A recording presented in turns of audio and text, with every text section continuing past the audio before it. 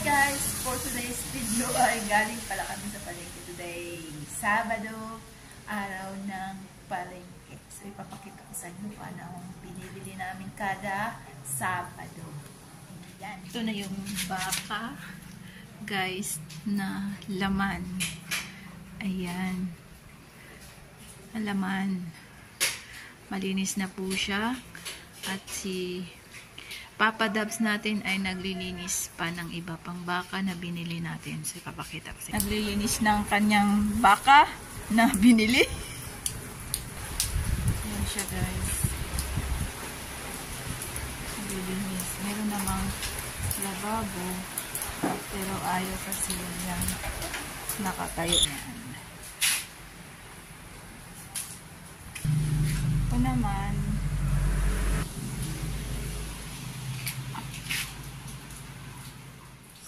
ayan guys,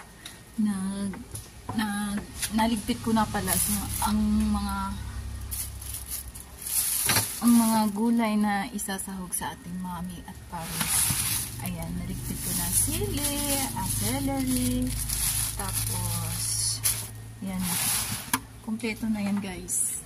Ito po yung mami natin. Ayan, ilang piraso ba ito? 12 pieces, 12 ganito, 12 ka bundle. Ayan.